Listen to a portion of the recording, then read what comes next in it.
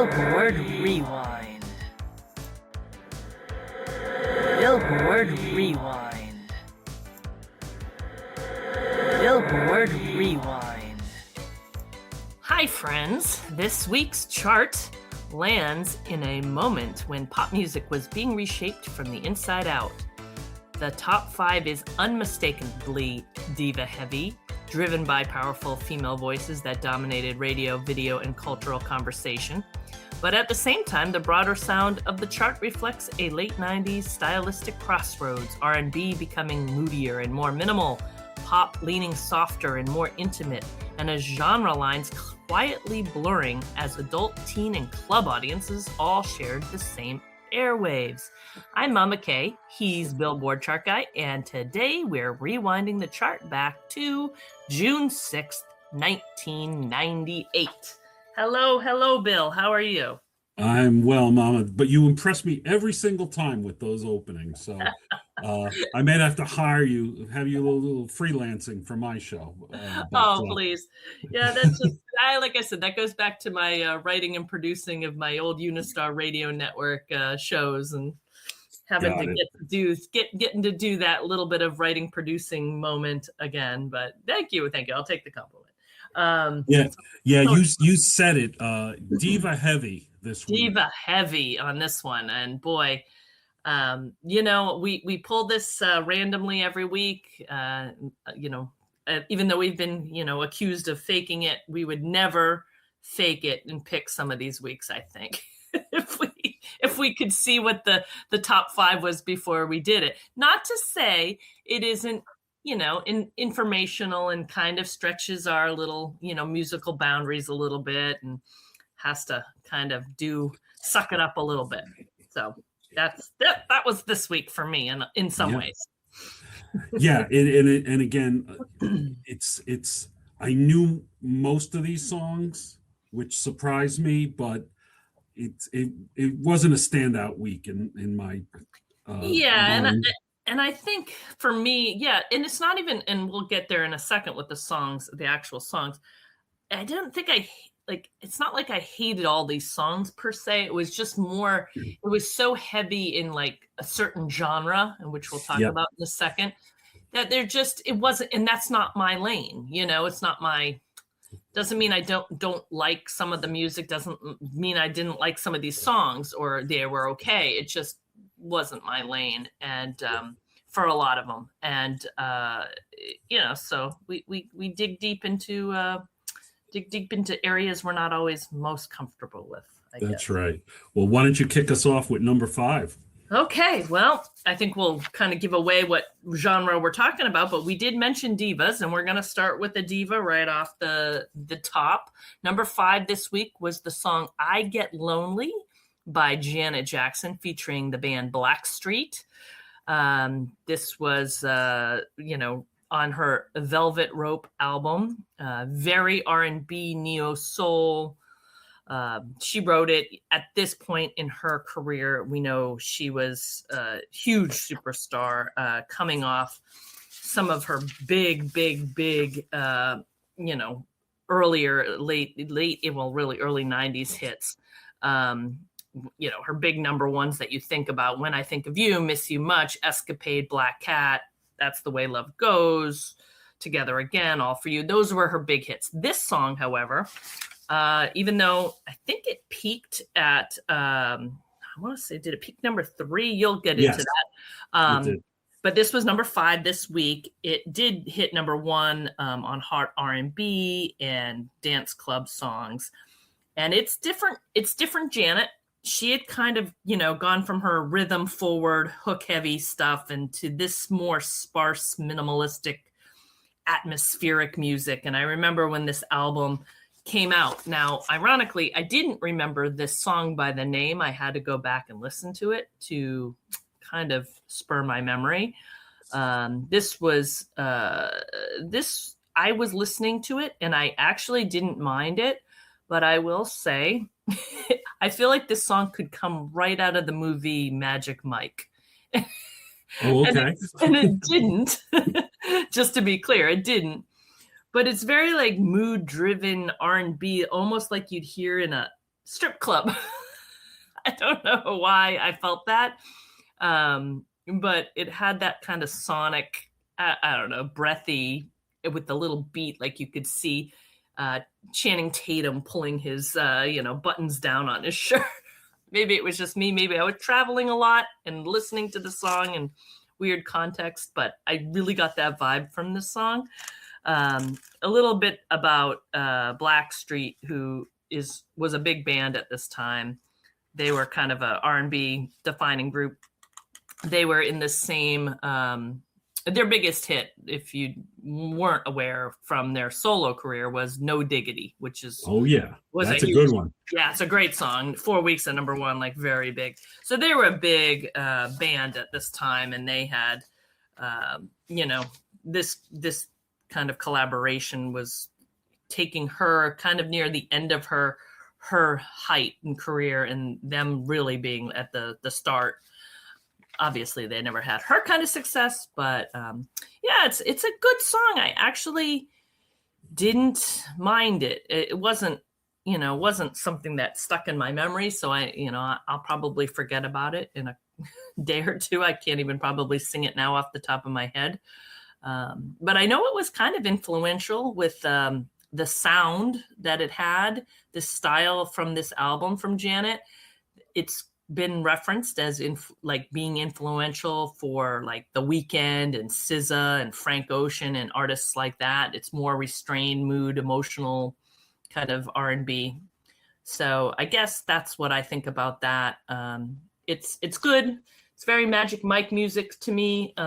It wasn't anywhere close to my favorite kind of Janet Jackson, which I really did like the more rhythm forward. Black Cat, I think, is my favorite song of hers. Maybe, Control and some of those other songs. But Janet's huge, and this was, a hit, a minor hit for her, but seemed to be influential at the time. So that's what I think. What do you think? I wasn't crazy about it. I obviously I didn't remember it. I went back and listened to it. 100% agree. There's so many more Janet Jackson songs that I prefer. I love the term you use, neo soul. I haven't heard that in quite a while, and that's definitely what this was. So good call on you. And for me, the highlight was that BLACKstreet was part of it, and that made me go listen to No Diggity again, which is just a great song. I like that's the a great song. No Diggity. But you said it peaked at number 3. This was the third single from her album, The Velvet Rope. We've talked about Janet before, and just real quick, she had in her career 26 top 10 hits. 10 of them went to number 1. This didn't do it for me.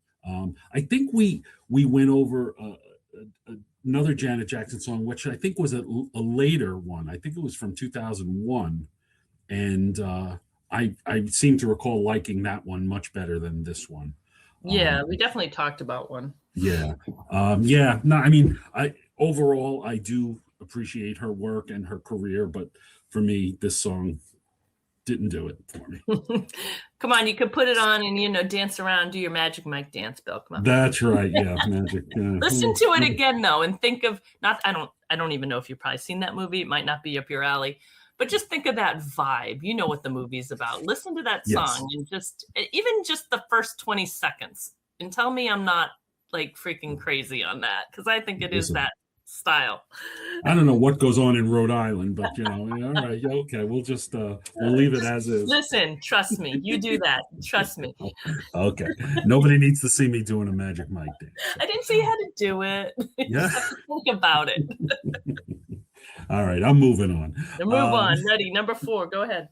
Another diva, Mariah Carey. She had another hit with a song called My All, which eventually got to number 1. This week it was at number 4. This was her 5th and final single from her 1997 album Butterfly. Again, not my favorite Mariah. I've shared with you that I enjoy her music generally. This song really didn't do it for me. It's musically, it has a Spanish vibe to it musically. There's a very long and detailed video around her escaping and going after criminals. She was like Yeah, James Bond in high yeah, heels. that was a little self-indulgent, I think, on her part. I Yes, mean, definitely. But largely forgettable song for me. Her career, though, you can't argue 28 top 10 hits, 19 got to number one. Again, and as I mentioned, when we spoke about Mariah on the show, absolutely needs to be in the Rock and Roll Hall of Fame. Janet's in there, Madonna's in there, Whitney's in there. Yeah, so Mariah Carey needs to be in the Rock and Roll Hall of Fame, but not for this song, however. yeah, this is I know I think I read when I was doing the looking into this was her 13th number one single at the time, which was tying Michael Jackson's record at the time. So Mhm. it Yep. was yeah, it was a huge hit. I don't hate the song. It's very kind of I forgot about that video. I probably hated that video. But it's kind of I don't know. I guess just like one of those emotional power ballad types, obviously with that Spanish influence you mentioned. But different from her. It was like more restrained. It's not a lot of that vocal gymnastics. So I think I Yeah. liked it for that reason. I know this album was a huge, major artistic turning point for her.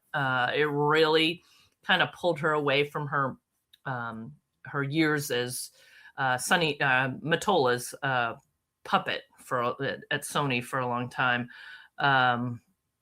And she really embraced more of the hip hop and R&B side and less of Yes. that kind of bigger, pop, ballad stuff. And this was the song Butterfly was like that. Honey was another one. Mm-hmm. This one's kind of, I felt like harken back to her earlier stuff a little bit more, except without the vocal gymnastics, and all that technical vocal stuff. It was much more restrained. So in that way, I liked it. In some ways, it's not one of her greatest. I know you're a big Mariah stan, so I don't want to get you mad or anything with downplaying my feelings of Mariah. Other than I do like some of her stuff. Emotions is a great song. I like Dream Lover. I like Without You. I like Fantasy. One Sweet Day. I like that. Always Be My Baby. Those are good songs. That Daydream album I actually probably liked more than any of her albums. Yeah. So this one, at this point, I think I started really checking out on Mariah because of the shtick. Like that video is a perfect example. I think it went to her head a little bit when she got her freedom, and I don't want to judge anybody's trauma because I know she didn't have it great with that marriage. Right. So her mental state could be in question, but I just remember there was a lot of shenanigans going on. She was drunk on the New Year's Eve. She was slurring on TRL.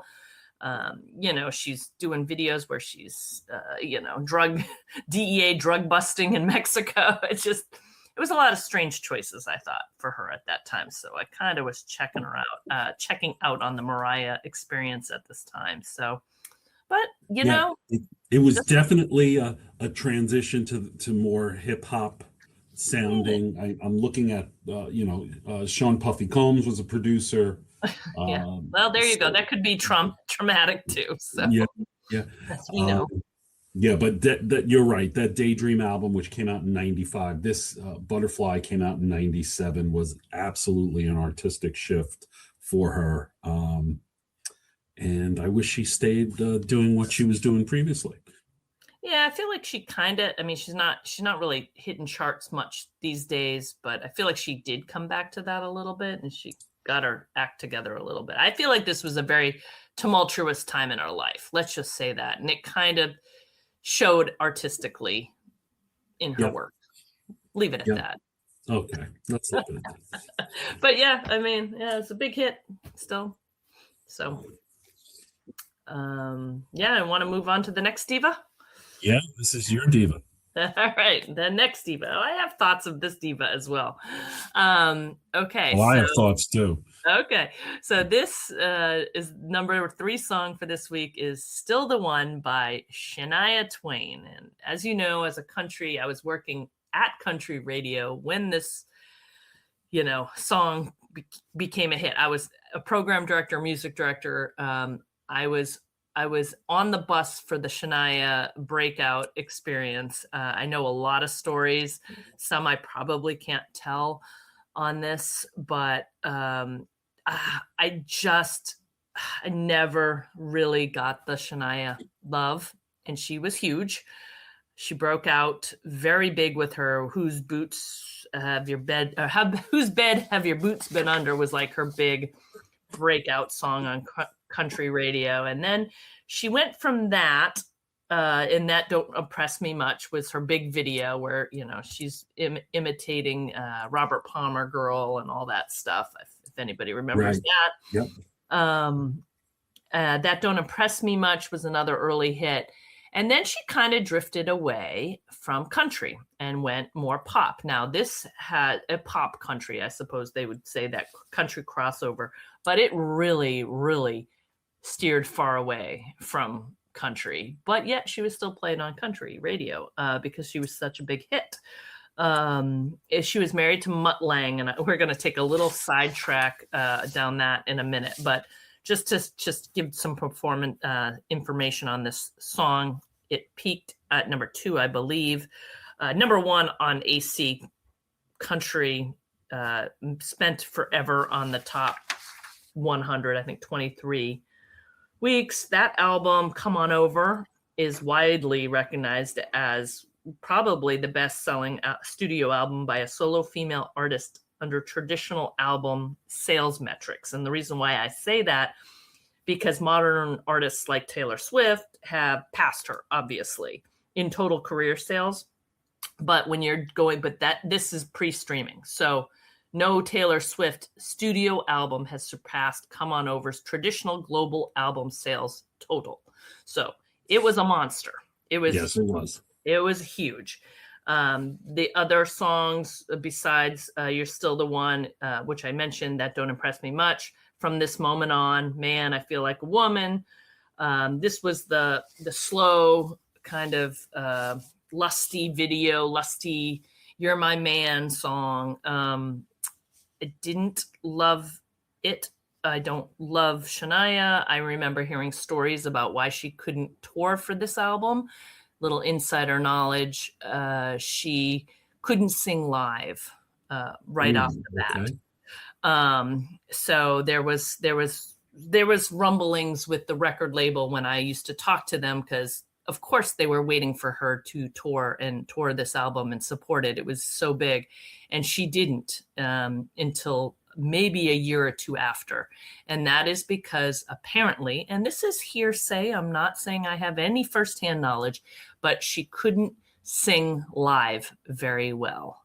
And she needed work, and they were working on that before she toured. And, McLachlan had a big, he basically molded her. And they were married this is the twist I was going to tell you, from 93 to 2010, but then she disappeared kind of off the radar when they divorced, and it was because he cheated on her with her longtime friend and assistant. But so she went into a big scandalous. Yeah, she went into big depression. She stopped touring. She stopped singing. She kind of went in and went through a really dark time. And the plot twist is she then married that woman's ex-husband and has been married to him ever since. So wow. They kind of swapped partners in the end. But yeah, so she came back. She doesn't even look like herself now. It's weird. You see pictures of her, not to say she's not attractive, because she's always been an attractive woman, but she really doesn't look anything like her old self. And I don't know if that was intentional because of her trying to reinvent herself after that messy relationship stuff, or she just got into the Kardashian face stuff, but she does not look like herself. But this song is not my favorite. She's not my favorite. I like country music. I love country music. I have never been a Shania fan. So Go ahead. Diva number 3. Let's go. Well, I had a major crush on her throughout the when this album came out. She is hot. She's definitely beautiful. Yeah. I wasn't aware of her country output at all. I just thought she came out of nowhere.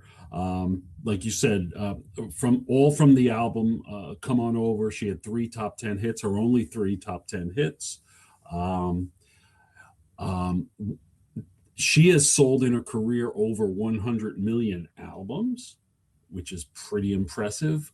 I just, she was fun to look at. I have to be honest. And she played into that, and her marketing team was very good at doing that. Yeah. So. Yeah. Her songs were fine. They were totally fine. I had notes down about McLachlan too. So McLachlan famously produced, folks like, he was there when Def Leppard began. Mm-hmm. He produced Foreigner 4. He produced with AC/DC, Bryan Adams. He produced the Cars' big album in '84. So big career before he hooked up with Shania. And he packaged her in a way that she would immediately cross over, for sure. Yeah, right, because she was only a country artist. Yeah, correct?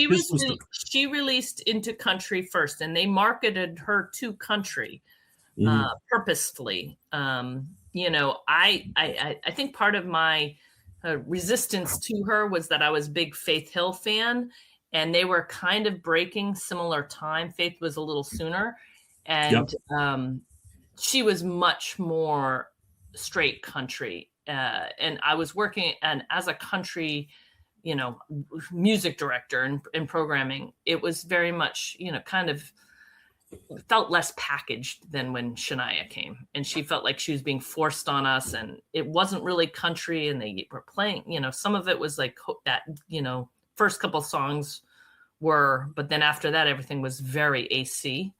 Yeah. So I just felt like it was a, what do you call it? Trojan horse. Look at you, neo soul Trojan horse. They brought her in. They brought her in the country packaging, and then when she was really out there, she was not. But she was pretty. Yeah. She sure was, and these songs were catchy for sure. You can't deny that. That Don't Impress Me Much probably is the one I like the most. Yeah, I like that. And I like Whose Bed Have You, I keep saying it backwards. Whose Bed Have Your Boots Been Under is a fun, kitschy country song. And it's very much, very catchy when you hear it. And I liked it as the first song, and I thought I would like her more. And then it just kind of.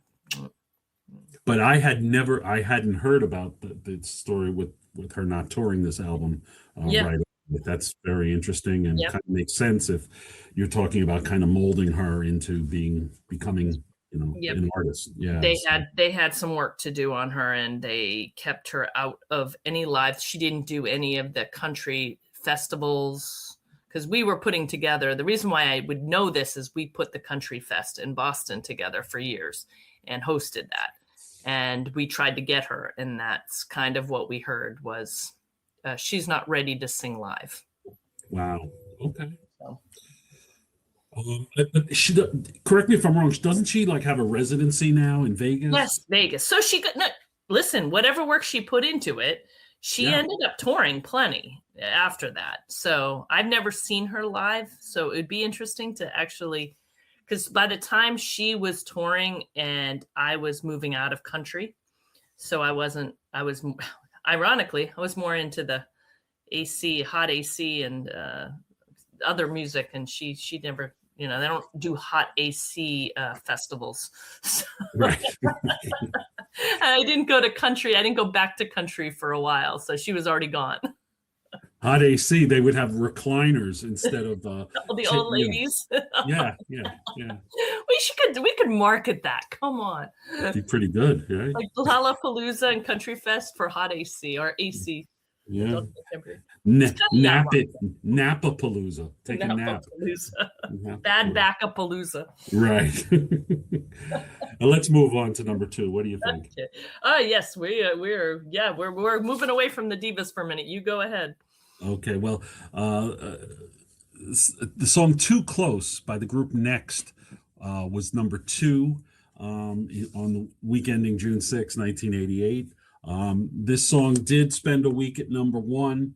Um, it has a very, if you haven't heard it, I would recommend it. I enjoyed it actually. I wasn't familiar with it. So I liked it. It has a very old school vibe to it, I would say. Um, very soulful vocals, subtle guitars. Um, yeah, I was surprised that I enjoyed it as much as I did. I don't remember the group Next. Apparently, besides this song, they had another song that hit the top 10 in the year 2000, a song called Wifey, got to number seven, which I've never heard either. But yeah, I would, if you like kind of an old school vibe to your R&B, I would definitely suggest checking this song out. What was your thoughts on it? Yeah, this is one of those that I had to listen to again. Just the name didn't recognize. I wasn't big into the Next, deep catalog, so I didn't recognize the song. As soon as I listened to it, I immediately remembered it, and I also really like this song. Yeah. It's a good song. It's a very controversial song. Did you hear about that? No. Yeah, so well, really quickly, yeah, I enjoyed the song. Very, as you said, it's kind of like older. It has that. It's fun. And Next, they're kind of not too far away from like the BLACKstreet, Jodeci, Drew Hill, those kinds of bands. But we talked about BLACKstreet. They have similar vibe at that time, and they were probably contemporaries. If I was following that stuff at that time. But yeah, this song was a little controversial lyrically, which probably, if you look back at it now, not that bad. I think we've come a long way lyrically. So the lyrics were a little racy? Yeah, so this is one of those what they would call bedroom ready slow jams. It's kind of that sensual. The whole concept of the lyrics of the song is that you're dancing too close, right? So there was a line in there that they had to edit for the radio, and it's so silly because the standards have been lessened so much now that this would not even make anything, would be fine in this day and age. But the line, I believe, is I feel a little poke coming through on you because they're dancing too close. And they had to change it to the word pressure, which I don't know. I just thought that was really funny. But yeah, they did have some sexually explicit themes in all of their music, but that kind of was a thing with this bedroom slow jam R&B that it kind of followed through the 90s, late 90s, and into the 2000s. And now I feel like that line would be tame into some of the stuff that but at the time, times were a little less lax. It was one of the more sexually explicit songs to ever reach number one, which I guess, for me, when I first heard George Michael, I Want Your Sex, that to me was more jarring than talking about dancing too close and feeling a poke. But I did find that kind of humorous. Yeah, the song itself is really good, though. I mean, it has a nice groove. It's very old school feel to it. Yeah, I liked it. Well, I'm looking at the lyrics now, Mama, and I would suggest that many of these lyrics you would find around 11 p.m. in some of the spaces we've been hearing recently. Okay. Yeah, so maybe. So they could have changed a few more. They didn't. I would say so. Yeah, this is wild. So I'm just a country boy from New Hampshire. So you don't really hear those when you're grooving to it. So, but that's why they had to radio friendly it up. It was very sexually explicit, and it is considered one of the most sexually explicit songs to ever reach number one. So There you go. Yeah. We're covering all the bases. So maybe this should have been in the Magic Mike movie too. That's right. Yeah. Yeah. We certainly have a theme going on here. We should just call this the Magic Mike week. All right. Well, that's number all one. I have to say about Next. I don't really have much else to say about them. So you ready to go to number one? All right. This song I actually really, really like. And I knew right away the song. But we're still sticking with a little like Baby Diva and a couple Baby Divas and R&B. And that is The Boy Is Mine by Brandy and Monica. Yeah. And this was on albums, 2 albums, actually. They both released it on their own albums. Brandy's Never Say Never, Monica's The Boy Is Mine was the name of her album. R&B, it was number one, obviously this week, and you can get into the length of all that. I think it was like 13. It was pretty long. Yeah. It wasn't just a hit single. It was like a cultural event type record. And it has grown in, people know this song, even if they don't know Brandy and Monica and they don't know R&B. It's almost become the number one staple, kind of like competition song. What do they call dual song? Like yep. Yeah, which is funny. Like a showdown duet. That's what I was stretching for that word.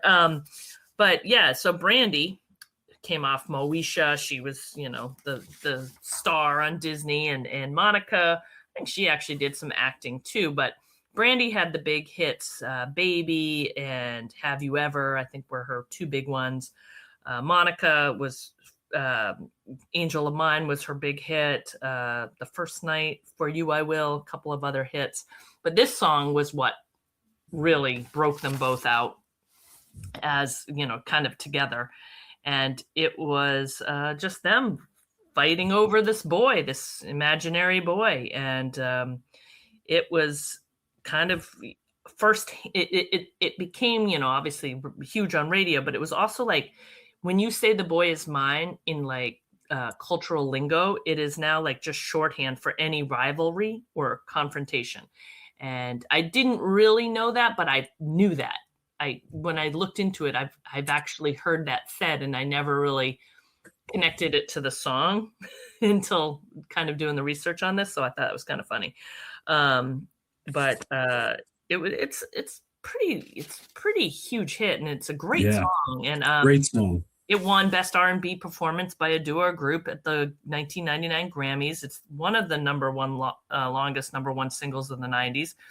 It's kind of also considered one of the greatest R&B songs of the decade, and if not the number one song of the decade. So it has a huge cultural legacy. And I was thinking quickly of other showdown duets and collaborative like storytelling records. And the only other ones I could think of like this, in this vein, there's a country one that's really good called Does He Love You? It's by Reba McEntire, Linda Davis. Very similar. It's kind of like the wife and the mistress having a song together. And then going way back, we've talked about this song, No More Tears, Barbara Streisand, Donna Summer. Totally different vibe, but really talking about this, actually in a weird way, agreeing about the same guy that they're with, screwing them over. So it's a great song. I like it. Great song. 13 weeks at number one, 19 weeks in the top 10. It's funny you mentioned No More Tears, because this was the first number one collaboration with 2 women since No More Tears. Oh, okay. Donna Summer and Barbara Streisand, which came out in 1979. I don't know if you saw in your research that this song was inspired by The Girl Is Mine, which was a McCartney and Michael Jackson duet. Yeah, not a fan of that. This song was on each of their second albums, right? The lead single on each of their second albums. And the other cool thing I uncovered is this was only the second song to ascend. Let me make sure I get this right. This was only the second song ever to be on the charts under the number 20 in week one and ascend to number one in the second week on the charts. It went from 23 in week one to number one in the second week. And the only other song that jumped that high was Can't Buy Me Love by the Beatles, which went from 27 to number one. So that has to just tell you that as soon as it got played, like the program directors decided to play it, and then the phones lit up, requests lit up, sales blew up, and I'm sure you remember the video was very, it was they were in two different apartments and a wall was separating them. Right. And they would go back and forth within the two apartments. So it was a fun video to watch. So I'm sure that helped as well. Ironically, they each had 7 top 10 hits in their careers, which I thought was an interesting factoid. I love this song. What a groove this song has. Yeah. It's just one of those pop songs that, just sticks with you. And when you hear it, you don't turn it off. It crossed over. I mean, I wasn't, as I've said many times, wasn't really big into the R&B genre, but this song, everybody knew it. I loved it. Wasn't too many people that disliked this song that I ran across in any time of radio or when I was working in that area at that time. It was just a great tune. Yeah. And I think they only performed it once together, which was I feel like I saw that. Was it at the Grammy? It was an MTV Music Awards, I believe. Okay. It definitely was an award show. I watched it. Yes. Yeah. Yeah. But that was the only time they ever performed it together at that time. I think a couple of years ago or last year, or they were doing a tour together. Does that ring a bell to you? No. Yeah. But that would be smart if you're going to do your retro tour. That would be, they're so connected by this song. It would make sense. And they're, as you mentioned with their hits and all that, they're very similar career musically. So although I feel like Brandy had a bigger name because maybe it's because of who she dated and she was on Moesha, but I think just music success wise, they're very much the same. I feel. Yeah, level. They did a quick tour last fall, October through fun. December, 24 cities. So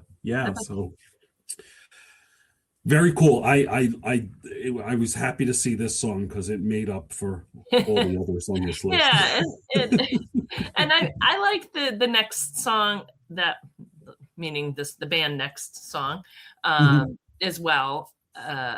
Which I didn't know when I read it, if I was going to like it when I read the name, because I had to listen to it.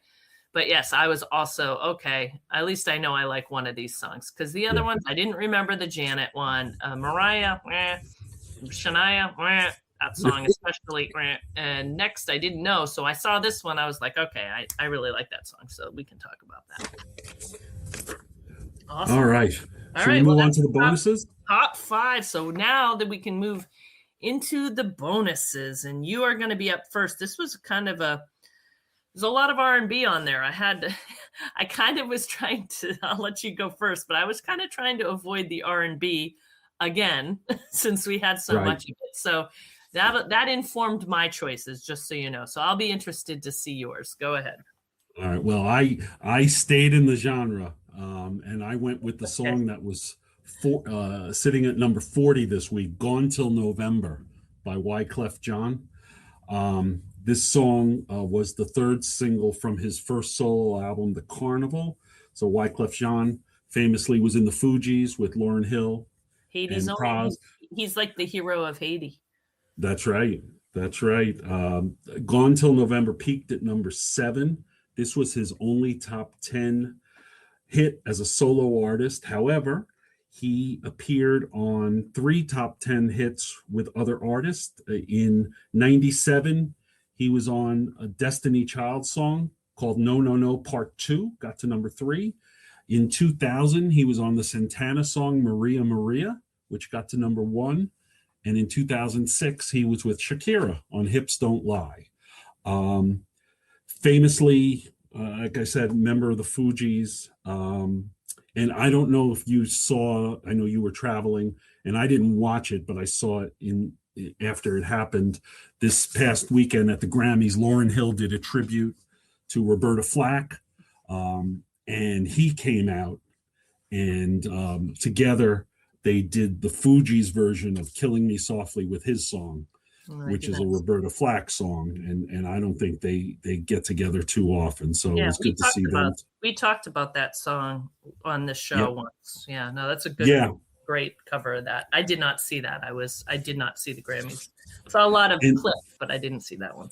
Yeah, I didn't see it either. And the other kind of funny, weirdo thing about the video for Gone Till November is Bob Dylan appears at the end of the video with him, and he's singing Gone Till November with I'm going to have to listen to this one because I'm sure I know it, but it's not. Yes, I'm sure you do. It's not striking a chord in my memory, but that doesn't mean anything. So that's Gone Till November. Okay, all right. So you did stick with the R&B. I did not. And I had a little bit of trouble picking, but I decided to do something a little different with the reasoning behind my choice. And the first choice I took was number 14 this week, and that was Adia/Angel by Sarah McLachlan. And the reason I picked this is, I mean, we can break it down a little bit, the song itself, but because it is one of those very unique circumstances on the Billboard chart where two songs together, side by side, charted as one song. Not as a partial or a, what do you call it, medley. It was actually just played back to back by radio stations almost exclusively once they got going. And the reason why was because they were servicing the song Adia. I believe I have that correct. It wasn't the other way around. They were servicing Adia, meaning like they were really promoting that as the release single. But Angel started, because they started that as Adia was serviced in 97 with the release back in late fall. And then Angel got released, but Adia kind of made a little bit of a, it was in, what do you call it? Not recurrent. It became a recurrent for the AC stations and the top 40 stations. So then they just started linking them together, and most stations would then play both of them right in a row. So it's a very unique situation. So that's why I picked it. That doesn't happen very often. So I thought that was kind of a unique thing to talk about. The song itself is two separate songs, Adia. These are two hits of two of the signature hits for Sarah McLachlan, who is known for these kind of ballady songs. She had another couple big hits, Building a Mystery, I Will Remember You, which is pretty much, a goodbye song that you play at every graduation, stuff like that. Retirement Party from the movie Brothers McMullen. I just wanted to mention that because I do like that song. These two songs, it's funny because the reason why they played them back to back is the mood and everything was kind of considered similar, and they kind of went together vibe-wise, but they're totally different songs, and I don't even think of them as this, like, even close to each other personally, right? Which is so weird because emotionally, lyrically, they could not be any more different. Adia is about a woman named Adia. It's like regret, missed chances, like that type of stuff. And then Angel is completely like, you know, in the arms of an angel. It's like when someone dies, now all I hear is, and I see is like the pet videos, like the oh my God, that's exactly what I thought of when you mentioned Sarah McLachlan. I can't even hear the song without thinking of like starving dogs and cats. So it's definitely been adopted by the ASPCA to the point of exhaustion. I have to flip the channel if it's on. But Sarah McLachlan, she would crossed over into the pop mainstream But you know, she was a singer-songwriter originally, and you know, she was kind of neither really, I don't know, she was kind of in that weird AC pop lane, but she crossed back and forth over, but she never really stuck in one. You know, building a mystery was a little more up tempo for her, and Yep. she had some other ones. But yeah, this was a just a weird Billboard chart kind of anomaly where two songs played you know, they were playing them both simultaneously. Listeners were experiencing them as like one chapter in a book, and so they just kept them together, and they never really had their, until recently, no separation. Now it's the dog and cat video for Angel. Right. They are separated now. No, Yeah. unless you name the dog Adia, I don't think they're connected anymore. The other thing about Sarah McLachlan, and I'm curious if you ever attended, she and started Lilith, started the right? Lilith Fair. Lilith Yeah, Fair she was. tour. Yeah. Maybe that's what's going to become the AC festival now. That's right, which was an all-female lineup.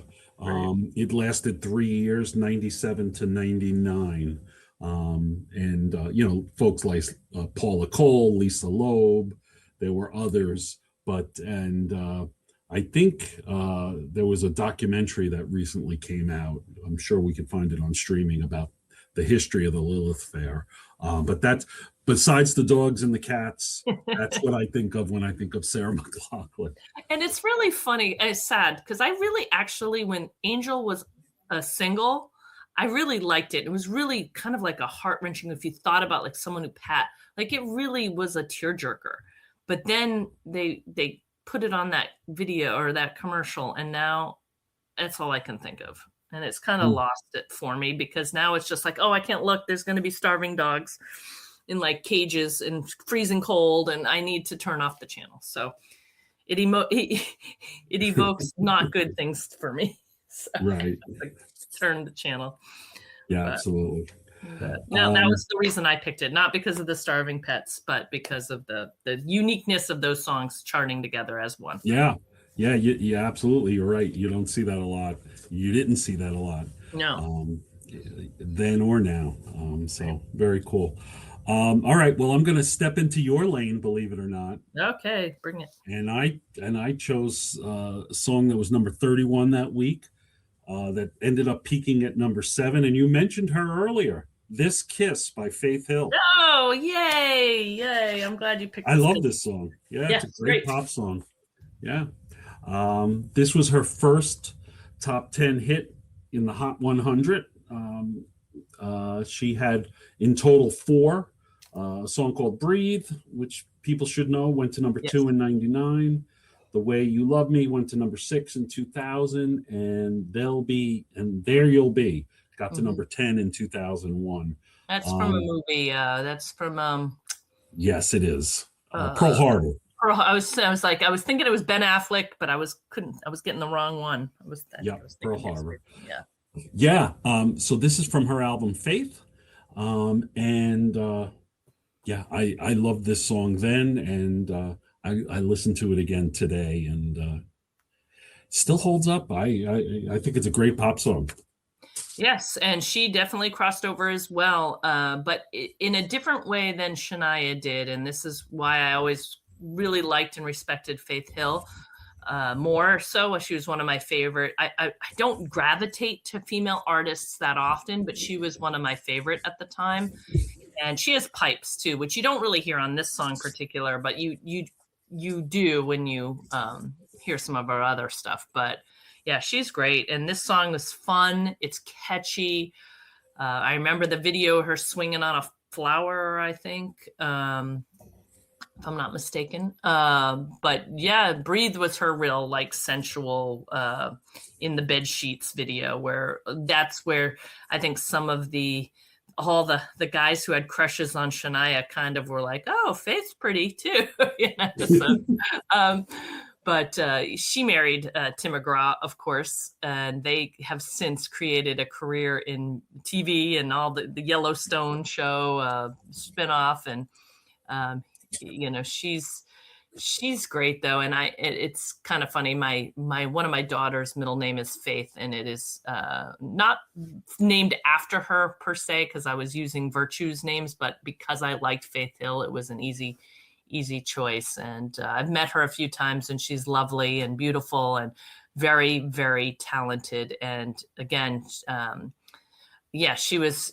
I think part of that was my unfortunate, when you pick sides in life just naturally over things like Coke and Pepsi and whatever it is, she and Shania were kind of bursting at the same time, and I definitely was Team Faith.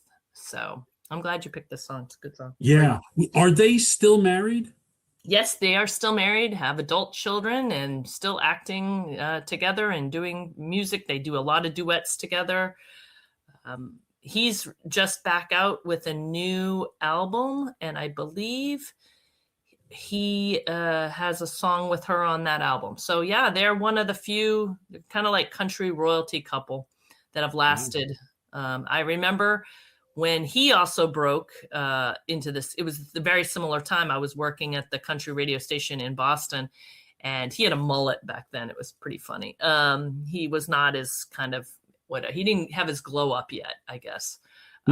But and he and Faith met while they were, both kind of up and coming. And she had been around a little longer than him. And then they toured and they did our country show together. And I believe it was either right before they married or right after. I think they might have just gotten married when they did that show. And yeah, they've been off to the races ever since, both of them. I mean, he ended up continuing his career musically a lot more than she did, because she raised the kids as the choice was made for her to kind of step back. But she does things like she did the opening for the Sunday Night Football song for a while. Yeah, That for a Carrie, long time, yeah. Carrie Underwood did it, and so she did that. She'll pop in and she sang this. I remember there was a big thing at the Grammys, Somewhere Over the Rainbow. And I'm trying to remember who was supposed to sing it, and they backed out. If it was Celine Dion, maybe, and they had no one to sing it, and it was for. I wish I could remember the context of it completely, but she stepped in with no notice and literally like an hour prep and did it live on the Grammys and knocked it out of the park. So she's a really talented lady. Yeah, they're married. I just looked 30 years this year. So, they've been around together, and yep. Great. Big fans. Big fans. All right. I'll go to my second bonus.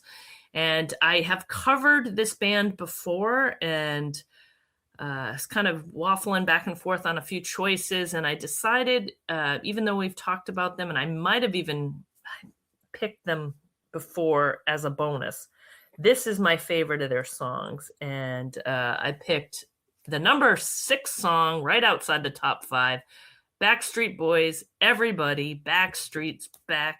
All right. It was number 6 this week. It only got to number 4. It was not one of their top. No, there wasn't one of their number 1 hits, but it spent a long time on the charts, 20 plus weeks or whatever. They were a global, superstars kind of before they got to the US. And this is why when they say Backstreet's back, that's where that comes from, because it really wasn't about them reemerging into like the US culture. They were here when this song came out. It was that they hit it big, as some of these boy bands were known to do, where that Lou, whatever his name is, who created all the boy bands down in Orlando, whatever that guy's name was, he took them across the seas and got them big over in Europe and Japan and Asia, and then would bring them to America to have their big breakout, which is what happened with this song. And this was off the album International.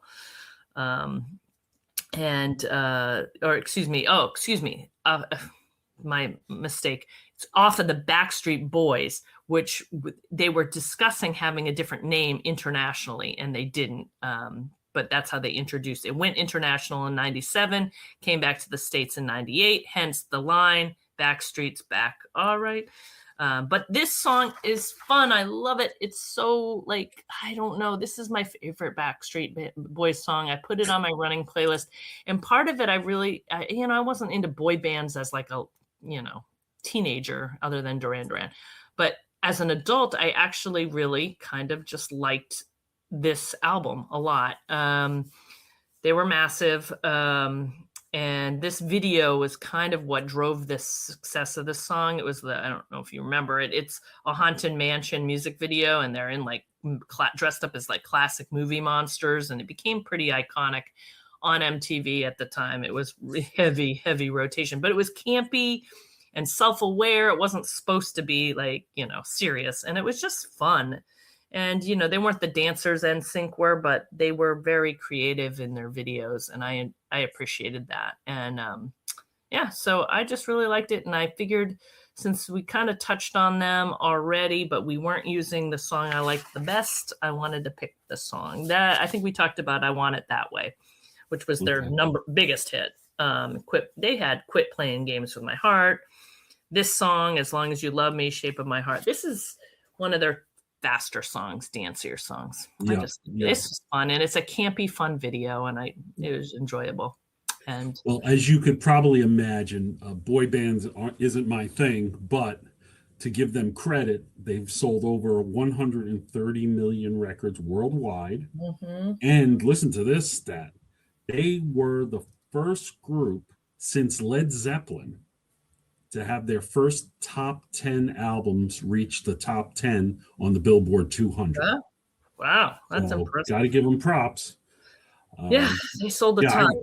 I remember this song and would turn it off very quickly back in 1998.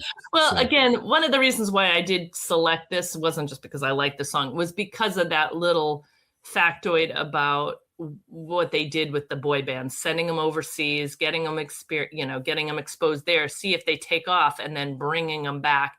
And it just so happened that song has that line in it. And I remember it being a thing at the time. Like, people are like, we're back from where? They're new. I mean, they just exploded here. Where were they? Did we know them before? It wasn't that they were popular in the 80s. It was that they were back from Europe.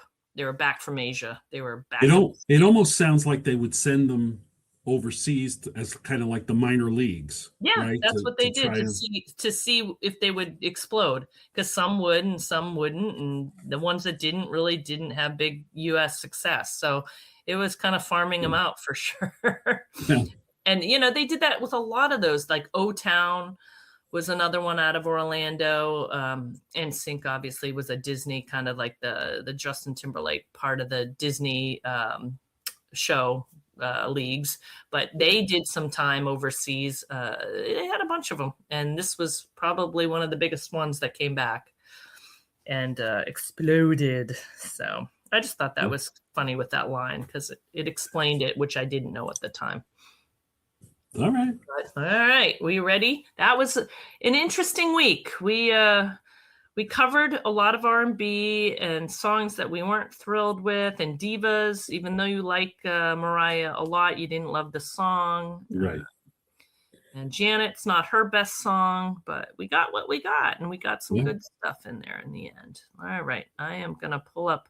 I've just unfortunately lost my chat GPT. I had it ready to go, and I have to search it back because I somehow closed my app. Hold on a second. Random. I have it all ready to go. Random Saturday. Search. Sorry. This usually is ready to go, and it's okay. I have to type it in. Ready. Give us another. 1, 2, 3, go. I've already said it. So now it's thinking. Okay. All right. Here it is. Ready? I'm ready. You want to guess the decade? 70s. You're not far, but it's early 80s. Okay. January 24th, 1981. So we're back to the early 80s. I like it. I think we've had a lot in that late 70s, early 80s. ChatGPT must be a fan of disco, yacht rock, and Yes, a new wave. Yeah. New wave. I Awesome. look forward to that. I know it'll probably be easier for us than this past week. So awesome. Well, thank you so much. Thanks everybody for listening. And we'll catch you next time when we talk about January 24th, 1981. I'm Mama Kay. He's Billboard chart guy signing off.